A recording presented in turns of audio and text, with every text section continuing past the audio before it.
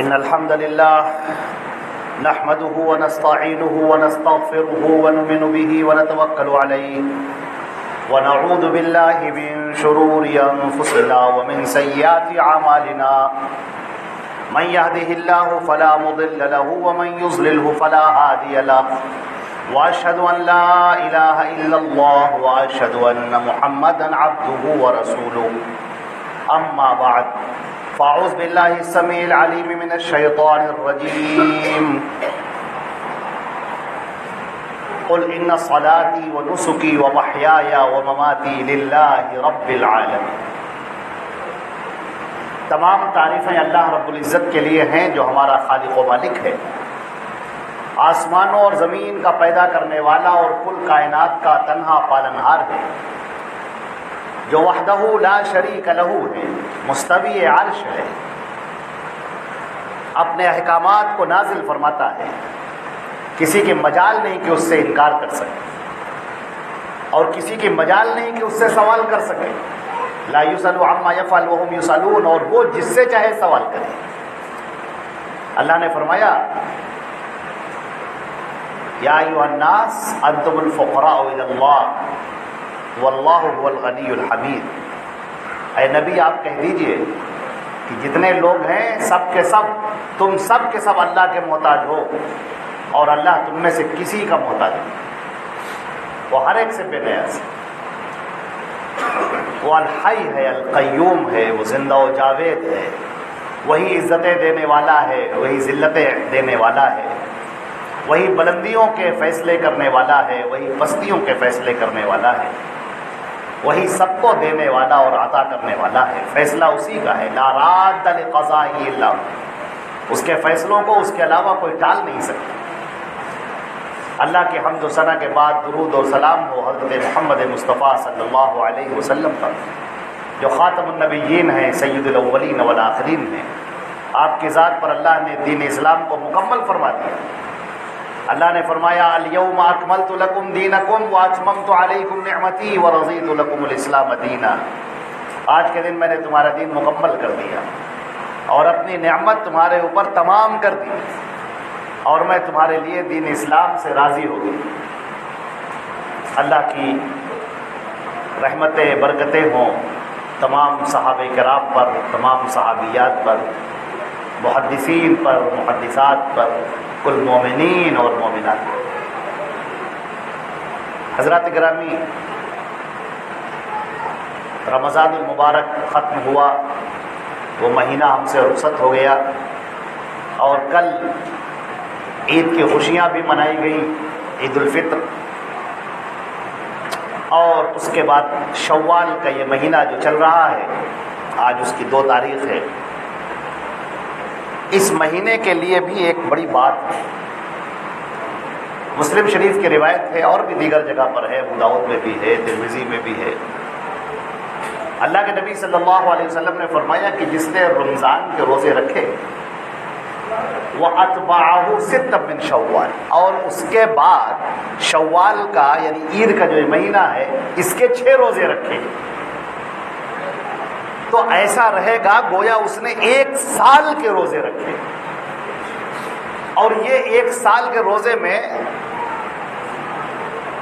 بہت سارے علماء کرام نے جو اس کی تشریح کی ہے، انہوں نے یوں کہا ہے کہ اللہ رب العزت نے چونکہ اپنے نبی کے ذریعے سے ہمیں یہ بتایا کہ رمضان کے روزے اور اس کے بعد 6 روزے، تو یہ جو 6 روزے ہیں یہ اگرچہ فرض نہیں ہے، یہ فرض نہیں، فرض رمضان کے روزے، لیکن چونکہ اللہ نے دونوں کو جوڑ دیا ہے، اور جب انعام کی بات کہی ہے تو دونوں کو جوڑ کر انعام کی بات کہی ہے، تو اس کا مطلب یہ ہے کہ رمضان کے جو فرض روزے رکھنے کا ثواب ہے، اللہ تعالیٰ ان 6 روزے کے رکھنے کا وہ ثواب عطا فرمائے گا کہ پورے سال کے روزے رکھنے کا ثواب ملے گا۔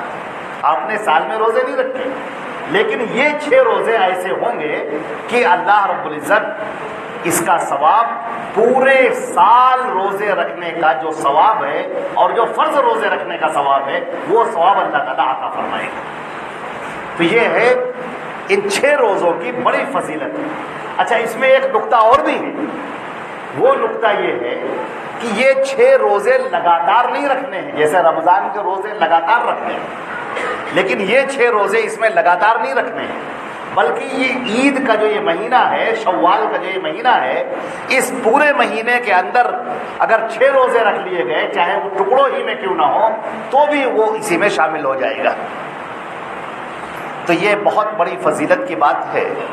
اکثر لوگ اس سے غافل ہو جاتے ہیں کہ رمضان کا یہ روزہ رکھا اور اس کے بعد جب عید کا دن آتا ہے تو پھر کھانے پینے کا ایک سلسلہ چل پڑتا ہے، اور پھر اس کے بعد اب 6 روزے رکھنا پھر وہ طبیعت پر شاق ہونے لگتا ہے، دشوار ہونے لگتا ہے۔ لیکن اگر ایسی طبیعتیں جو ہمت والی ہیں، حوصلہ مند طبیعتیں ہیں، اگر وہ ہمت دکھائیں اور حوصلہ کریں تو بہت بڑی نیکی ہے اور بہت بڑا ثواب ہے کہ آدمی رمضان کے بعد میں 6 روزے رکھے۔ اور بہت ہی اہم، یہ روزے مرد بھی رکھ سکتے ہیں اور عورتیں بھی رکھ سکتی ہیں، سب کے لیے یہ حکم ہے۔ اس میں کوئی ایسا نہیں ہے کہ جو چھوٹے ہوئے روزے ہیں پہلے وہ روزے رکھے اس کے بعد ہی، ایسا نہیں ہے۔ روزے رکھنے ہیں آپ کو، شوال کے یہ 6 روزے، اللہ تعالیٰ انشاءاللہ اس کا بڑا ثواب دے گا۔ ابو داؤد کی ایک روایت ہمیں یاد آئی، اللہ کے نبی صلی اللہ علیہ وسلم نے فرمایا کہ جب کل قیامت کا دن ہوگا اور جب نامہ اعمال تولے جائیں گے تو فرشتے کہیں گے، جب نامہ اعمال تولے جا رہے ہوں گے، نماز تولی جا رہی ہوگی، تو فرشتے اس کے نامہ اعمال کی شکایت کریں گے اللہ تعالیٰ سے کہ اس کے جو جتنی نمازیں ہونی چاہیے تھیں وہ نہیں ہوئی، یا اس میں جتنا کمال خشوع خضوع ہونا چاہیے تھا وہ نہیں ہوا، نمازوں میں کمیاں رہ گئی، روزوں میں کمیاں رہ گئی۔ تو اللہ تعالیٰ فرمائے گا کہ اس کے نوافل دیکھو، اس نے جو نمازیں پڑھی ہیں اگر اس کے اندر جو کمیاں پائی جا رہی ہیں وہ ثواب کی کوانٹٹی کو نہیں پہنچ رہی ہیں، تو ذرا اس کی نفلیں دیکھو، نفل کے ذریعے سے وہ اس کی کمیاں، جو فرض کی کمیاں ہیں وہ پوری کی جائیں گی۔ اسی طریقے سے روزے کا معاملہ ہے، روزے کے لیے دیکھا جائے گا کہ اس کے روزے میں جو کمیاں رہ گئی ہیں تو یہ دیکھو کہ کیا اس نے نفلی روزے رکھے ہیں، اگر نفلی روزے رکھے ہیں تو وہ نفلی روزے اس کے ساتھ میں جوڑ دیے جائیں گے اور ان کے ذریعے سے اس میں کمی پوری کر دی جائے گی۔ تو گویا کہ اب جو ثواب ملے گا وہ مکمل نماز کا اور مکمل روزوں کا ثواب ملے گا۔ لہذا نوافل کی کثرت کرنی چاہیے، نماز کے لیے بھی اور روزوں کے لیے بھی۔ اور ہمارے نبی صلی اللہ علیہ وسلم کا تو طریقہ تھا اس سلسلے میں، بڑا ہر طریقہ آپ کا انتہائی عمدہ ہے، بڑا پیارا طریقہ ہے۔ پہلے آپ کو ایک ہم حدیث سناتے ہیں، یہ روایت بخاری کی ہے کہ ایک صاحب آتے ہیں اللہ کے نبی صلی اللہ علیہ وسلم کے پاس میں، اور دیکھیے کیا سادہ مزاج لوگ ہیں۔ ایک صاحب تھے دیہات میں، وہ کھیت جوت رہے تھے اپنا، اور صحابی غالباً حضرت مصعب ابن عمیر تھے، وہ ان کے پاس گئے اور وہ اپنا کھیت اپنا کام کر رہے تھے، ان کو روکا، انہوں نے کہا کہ میرے بھائی ذرا 1 منٹ کی ہماری بات سن لیجیے۔ کہا ہاں بتائیے کیا بات ہے؟ کہا یہ تم کو معلوم ہے کہ یہ پوری دنیا اور تمام انسانوں کو، سارے مخلوقات کو کس نے پیدا کیا ہے؟ اس نے کہا کہ نہیں ہمیں تو نہیں معلوم کس نے پیدا کیا۔ کہا یہ اللہ نے پیدا کیا، ایک اللہ نے پیدا کیا ہے۔ کہا اچھا، اس پوری کائنات کا مالک، پوری دنیا کا مالک؟ کہا وہ ایک اللہ ہے، اور اس نے اپنا رسول بھیجا ہے حضرت محمد صلی اللہ علیہ وسلم کو۔ بس یہ سننا تھا کہ اس نے اپنا وہ سارا کام وہی چھوڑ دیا اور چھوڑ کے سیدھے اللہ کے نبی صلی اللہ علیہ وسلم کے پاس میں آیا۔ اب سننے والی روایت تھی یہاں سے، اور وہاں پر پہنچا اور کہنے لگا اللہ ارسلک، کہ ہمیں یہ بتاؤ کیا آپ کو اللہ نے بھیجا ہے؟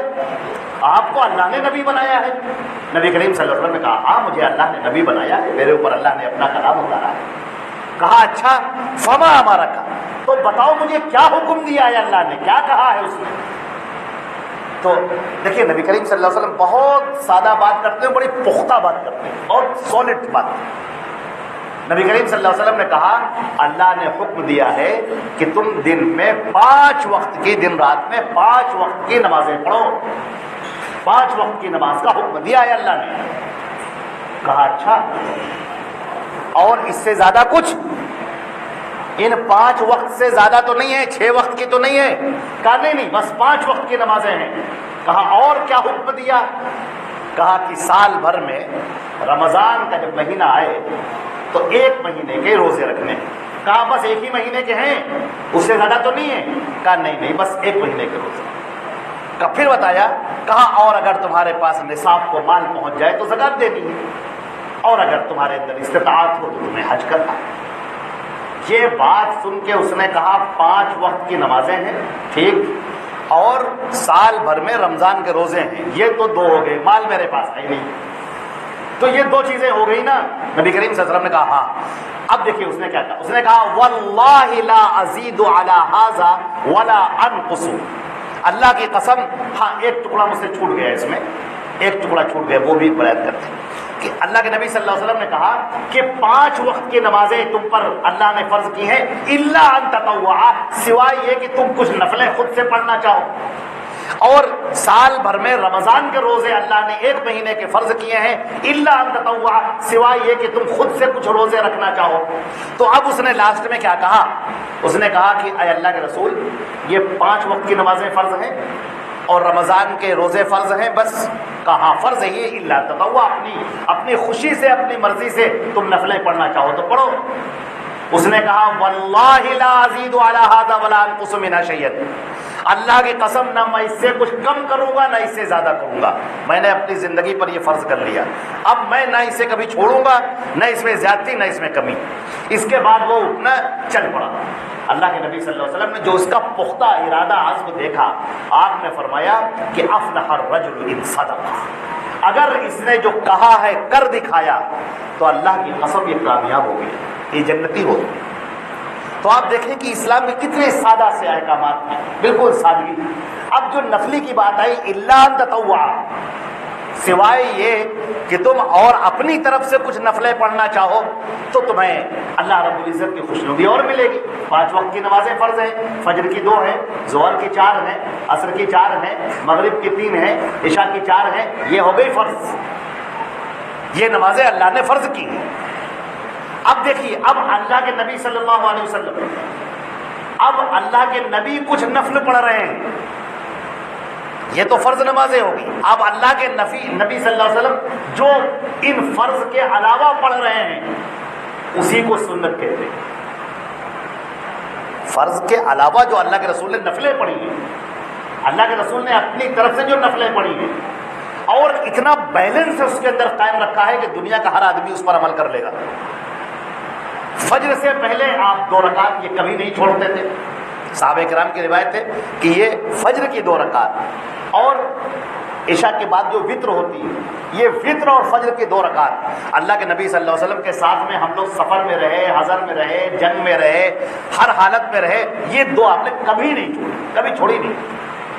یہ دیکھیں نفلیں۔ اسی طریقے سے ظہر سے پہلے کی 2 رکعت بھی ہیں اور 4 رکعت بھی ہیں۔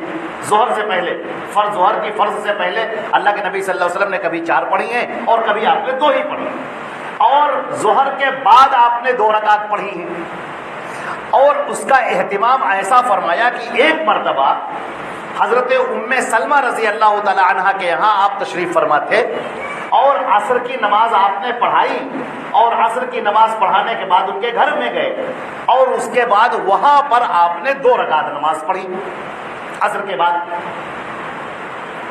تو حضرت ام سلمہ رضی اللہ تعالی عنہا کہنے لگی، ام المومنین کہنے لگی، اے اللہ کے نبی صلی اللہ علیہ وسلم، ہم نے آپ کو یہ 2 رکعت عصر کے بعد پڑھتے تو کبھی نہیں دیکھا، یہ کیسی نماز ہے کہ آپ نے جو عصر کے بعد پڑھی ہے؟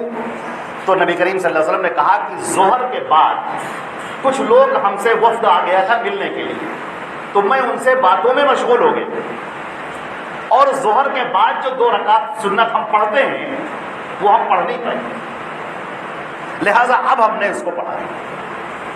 اس سے 2 باتیں معلوم ہوئی۔ ایک بات تو ہمیں یہ معلوم ہوئی کہ ظہر کے بعد کی جو 2 رکعت کی جو سنت ہے اس کی کس قدر اہمیت ہے۔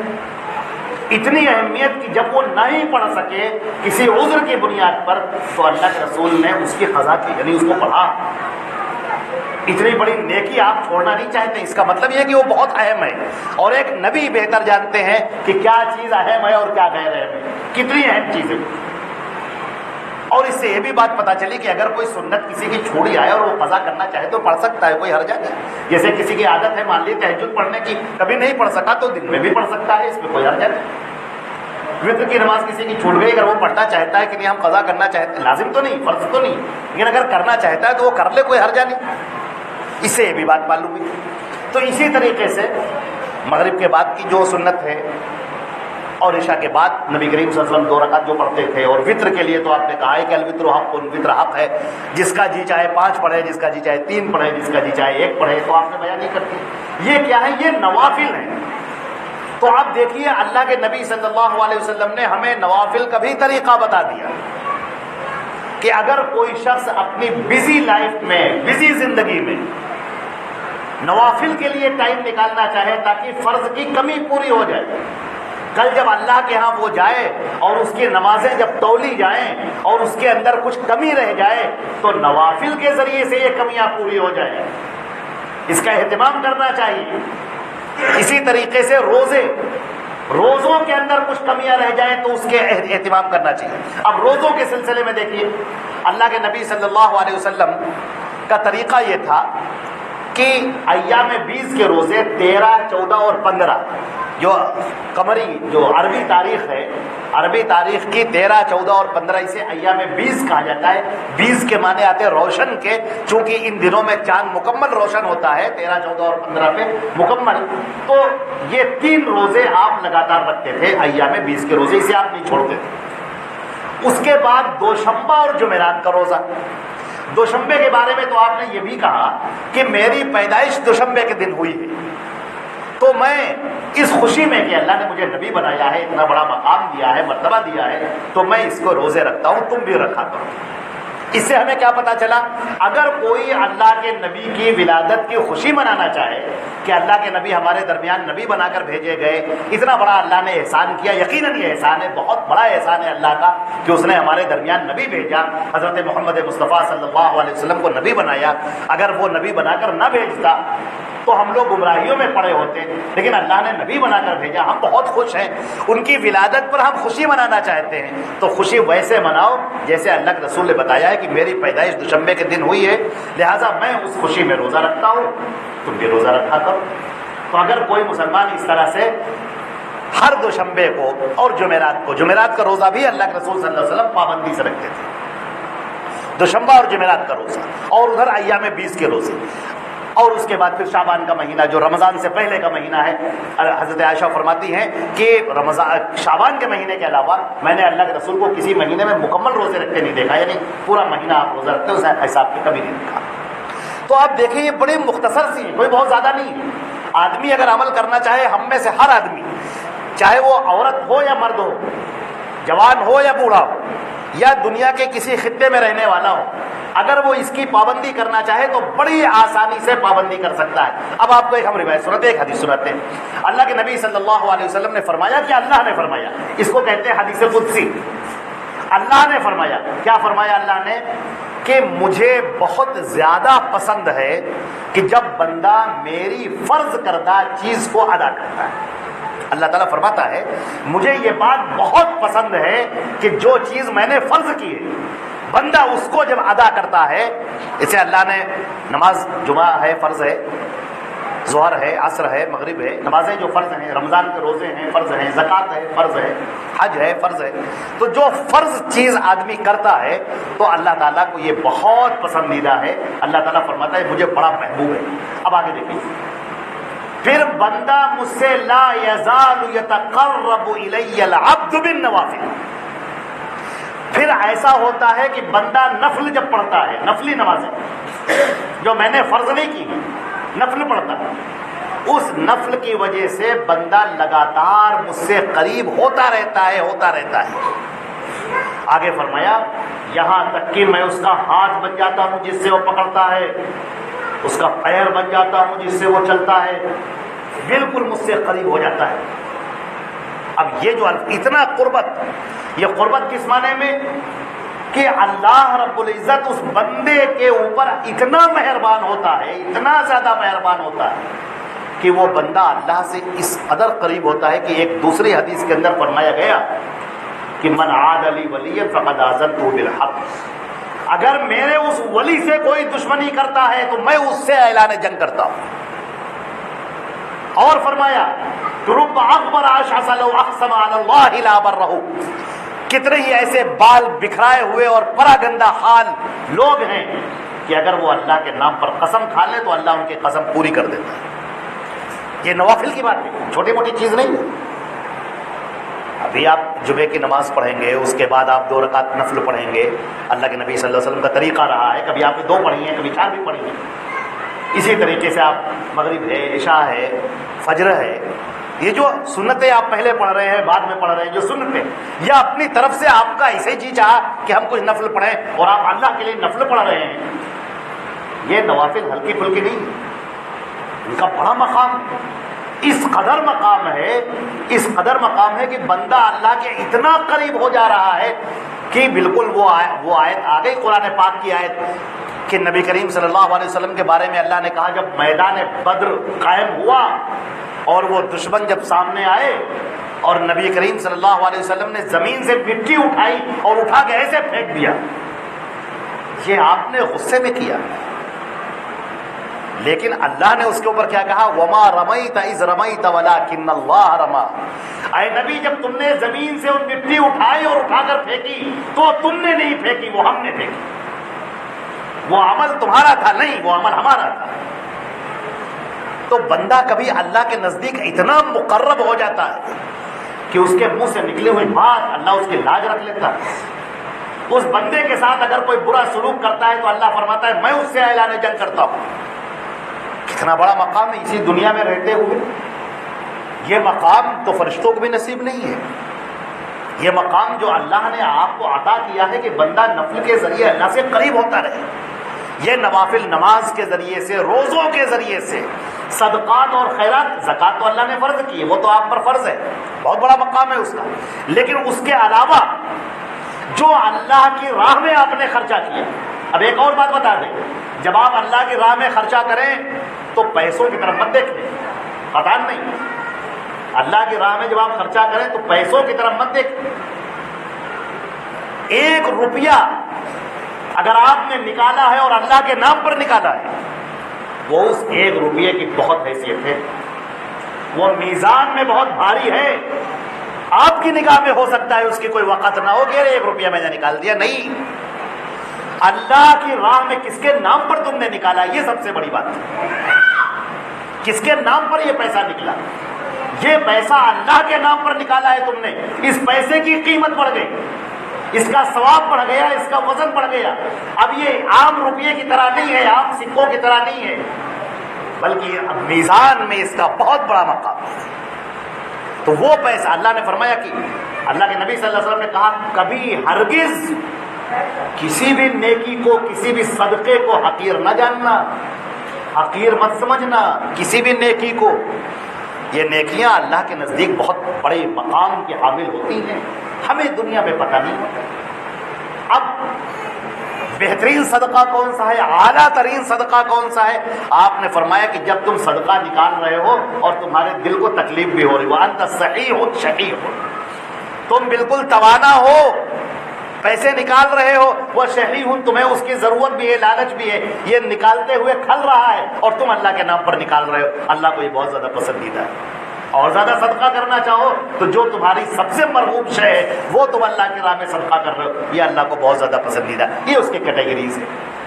لیکن جو اس کا سب سے کم درجہ ہے کہ اللہ کے نام پر، اللہ کے لیے تم نے جو پیسہ نکالا، اس پیسے کی بہت قیمت ہے، وہ 1 روپیہ ہے، 2 روپیہ ہے، 5 ہے، 10 روپیہ ہے، یہ مت دیکھیے کہ ارے اتنا کیا ہوگا، نہیں، اللہ کی راہ میں اگر آپ نے صدقہ کیا تو اللہ نے اس کا جو ثواب لکھا ہے، جو ثواب دینا چاہا ہے، وَمَا تُنْفِقُ مِنْ خَيْرٍ، تم کچھ بھی خیر اگر کرو گے، تھوڑا سا بھی کرو گے، اللہ کے پاس اس کا ثواب پاؤ گے، وہ ضائع نہیں ہوگا، وہ اللہ کے ہاں تم پاؤ گے۔